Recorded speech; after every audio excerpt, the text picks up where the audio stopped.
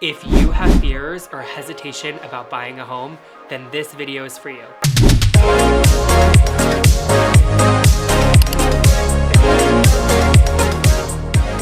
Hi everyone, my name is Michael. I'm a real estate agent here in Las Vegas, Nevada, and today I will be going over some fears and possibilities that some buyers may have when entering into a new market. So if you like videos like this, please like and subscribe, and let's jump into the video.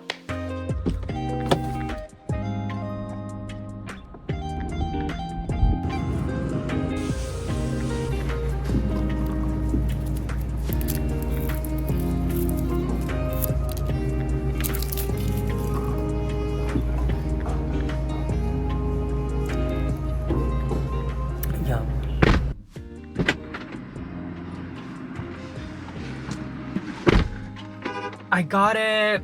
So I got this new like cinnamon fall drink and it's really good.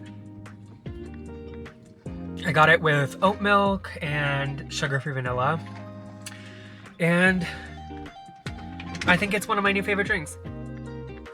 It's a seasonal drink, so it's not going to be there for long.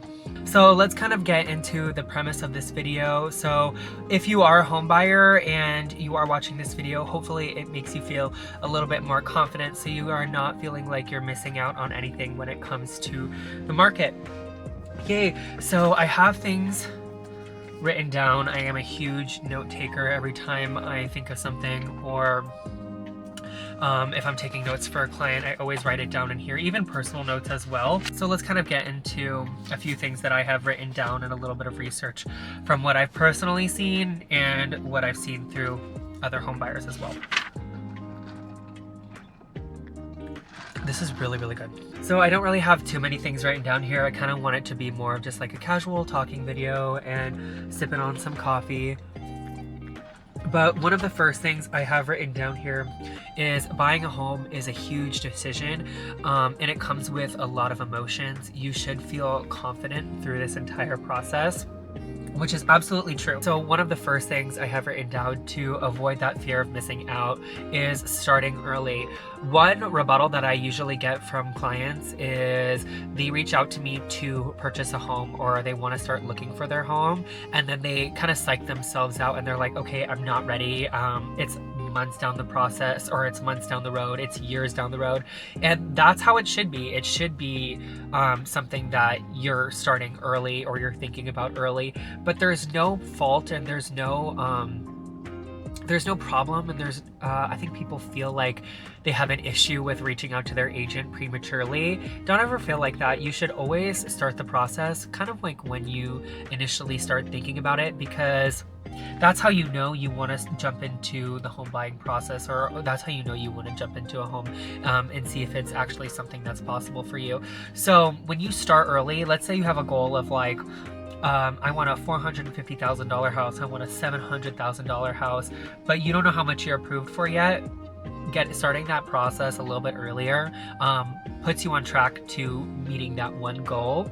And also, when you are looking for homes a little bit earlier than when you would hope to actually purchase, you are looking around in the market, you're seeing a bunch of different style homes, and it just helps you feel like you have more control over the market. You understand the market a little bit more. Not only that, you've seen a few options, so you start to kind of grasp what you actually like and get a feel for what type of home you're looking for. So don't ever feel like you're starting too prematurely. Just start looking for homes, and it doesn't matter if you're months out, weeks out, or years out. It's okay to always be looking, and it's okay to ask your agent to go look at specific properties, because if you know, you know, pictures do a property a lot of justice.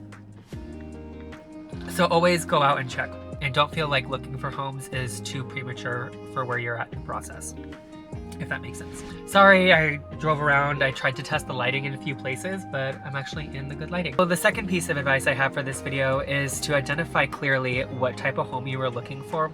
And I'm not just talking about the way that it looks, I'm talking about the amenities, the location, and the functionality of the home as well. Go into as much detail as you can, write it down, go over the amenities, like do you want a home with an HOA? Do you want a home with a great location next to specific schools? Do you want to be zoned for a specific area? Or do you want the home to be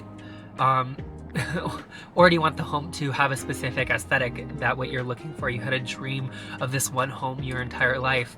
Make sure you identify what's important to you. Pick that main non-negotiable, because you may have to compromise on a few other things. For example, you may find the most perfect home, but the location may not be as ideal as you would like it to be. However, it's always important to have your non-negotiables because it is your home. Which kind of leads me into my third piece of advice is don't go looking for a deal, and don't go buying a home just because it's a wonderful deal. Sometimes people are only looking for like a foreclosed home, or like a home that's going to probate, or something that's going to be auctioned, but it may not have any of the key components that you're looking for. And sometimes looking for that like specific criteria of home may take up more time, and it's a fast decision making process. So most of the time some people don't even feel like they know what they're getting themselves into.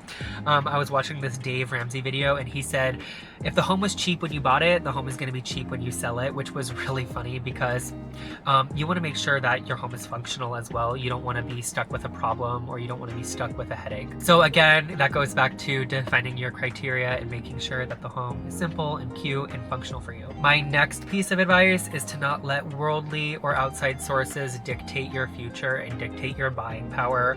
There are always going to be wars, there's always going to be fires, there's always going to be elections, there's always going to be something that you may think may be holding back your buying power, when in reality the best time to jump into the market is when you feel ready and when the numbers make sense to you. Don't let outside sources dictate your future, your wealth, your assets before you even get a chance to start. And just like anything, you're going to be happy that you even started or gave this process a shot. And even if you feel like you're like not necessarily purchasing at the best time and that there's been better times, don't beat yourself up. If you can get into the market, just do it, because you can always capitalize and use your home as an asset to leverage on the good times or the better times. And what I mean by that is that your home has value. It's kind of like a piggy bank, and you can leverage that for different projects, different homes, or different investments. So my next tip in this entire process is to not give up. So sometimes you feel as if the housing market may be too much and that you're just going to sit back and rent.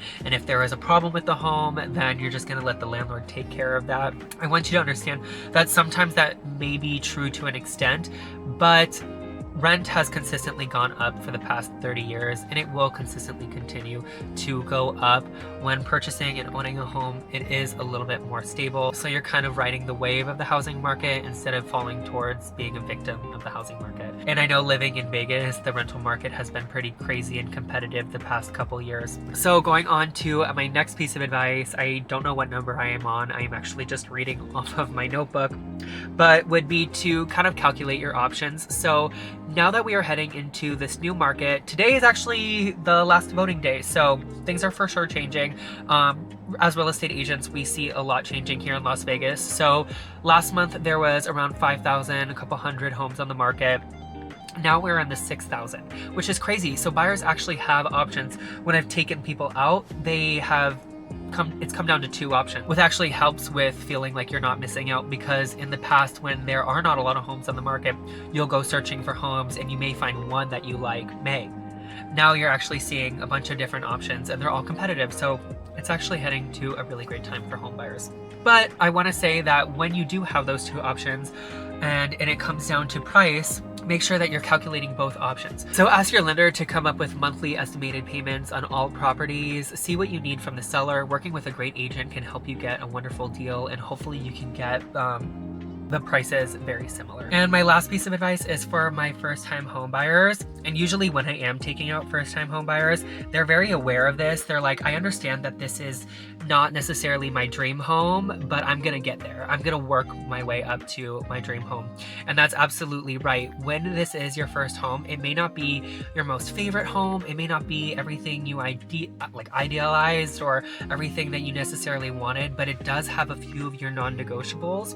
And then you can always take the equity, take what you saved in the property and leverage it for your next property. And then in the future, you will end up with something that you truly love and your dream home. And I want to say thank you guys so much for watching this video. My name is Michael. I am a real estate agent here in Las Vegas, Nevada. I want to help you find your dream home. Also, I make real estate and Las Vegas related content. And if you want more videos like this, please like and subscribe. And I will see you guys in the next video. Bye.